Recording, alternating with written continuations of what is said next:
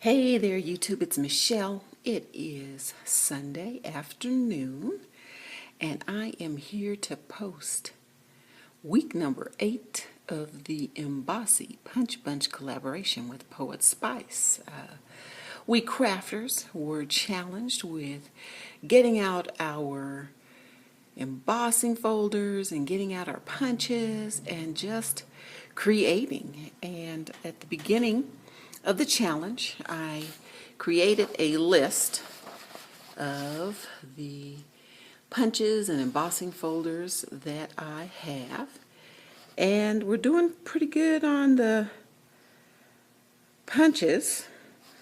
Long way to go on the embossing folders as far as using them. The little X's mean that I've used them, but I've also added a couple of new ones. I got a rack last week from Diana Kelly, and she had been watching my posts, so she included a new embossing folder, which I used this week. It's from Doris. And she also gave me a border punch and a corner punch that I plan on using for my next journal creations. But hey, let's get to it and let me show you what I've created this week. So first of all, I know this wasn't Die Hard week, but I got some new dies and honestly just went ballistic. So let me show you what I got new. I like these folders here because they have the little metal or magnetic sheets, so I just stuck them in here. But I got these new ones. This is like a Polaroid snapshot, and this is supposed to look like your phone, like you're doing a selfie. And it's got these little words that say smile and hashtag and snapshot, etc. So use those. I also used, now this is a die, but I used my dandelion die. I know I use this butterfly. I get it, folks. It's not Die Hard week, but use those. And then I also got this fabulous Tuesday morning. I went and got, I'm just cleaning up on all of the Downton Abbey things that they have. So there's a half doily, and I didn't use this, but I did use this one here. So I used those dies. Because of it being an embossing challenge, I did use my new Doris embossing folder. Thanks, Diana. And with that, I ran it through my Texture Boutique here. And then I used these punches. So I've got this butterfly here, which is a Martha Stewart, I'm pretty sure. And then this one is the Tim Holtz, and this little Fiskars Mini, which I love. So funny, it seems like I keep using the same punches over and over, but you just love what you love. And this is a shout out to PoetSpice. She showed a little, I don't even know what these are called now. My mind is blank, but she showed a small one that she uses. Well, this was my daughter's. When I first started crafting, I had gotten a Cuttlebug, and she wanted her own Cuttlebug. And I was like, I'm not getting you any motorized blades of any kind. So I found this little teeny Cuttlebug for her, and it is so cute. I had a little plastic container for her, and it's got her the cutting pads in here and everything. Well, lo and behold, these suckers work on the Thinlits now. I love it.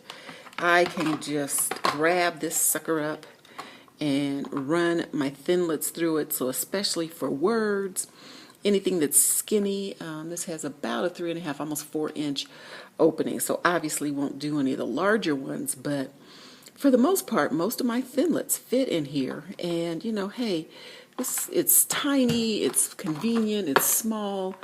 I have all the little pieces in here cased up, so this came in handy this week. So let me show you what I've created.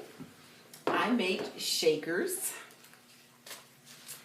because I was kind of inspired. I think PoetSpice did one earlier in the collab on a different day, where she just showed you just cut multiples of things and stack them up, and then put your acetate in.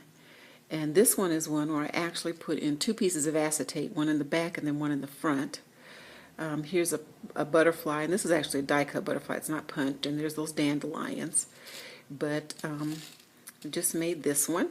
Too fun. I have no idea what I'm going to use these embellishments for, but they were just a kick to make. So there's that one. With the fancy frame that I just got, I cut it out several pieces, and then with the black to give it a good background. So you'll see most of it is black, and then I put the colored paper in. Sorry for the glare, y'all. And then I've adorned it with the butterflies that I punched all around. And so I know my fellow collaborator, So Good Old Audrey, is loving all of these color combinations. That's her color combination, that black and gold. So here's that one. And then I made this one. This is out of the, this is the photo. It's supposed to look like you're doing a selfie. And created the shaker, and then that's just one of the Tim Holtz die cuts, floral die cuts. On this one, so this was a Polaroid. I actually used that Doris, you see the embossing? So I did the embossing on the top sheet, but this is another one where I started it, put a piece of acrylic, and then built it up, and then put another piece of acrylic on top of the things in the shaker. And this is another one of those Tim Holtz flower, his new flower die cuts. See if we can get it clearer. Hey, there we go. Now let me show you the rest of those since this is clearer. Here's this one.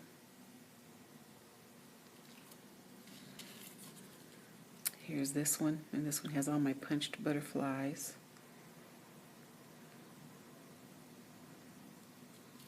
And then here's this one. Love this.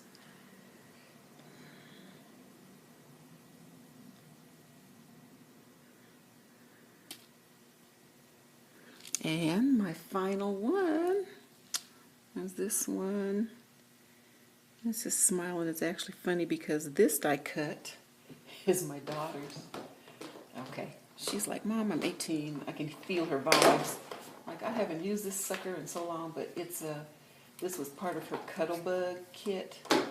So see, it was this. These are really tiny. So this was thinlits before they made thinlits. So this was her little kitty die cuts. And you piece them together. And that made this.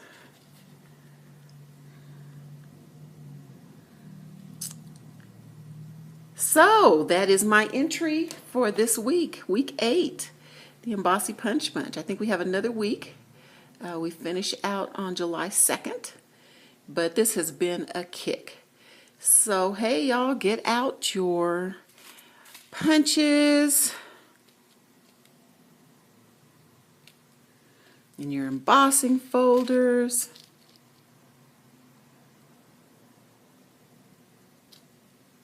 And if any of our projects inspire you, do a video response so that we can see them. Thanks a bunch. Have a good Sunday. We'll see you next week. Bye.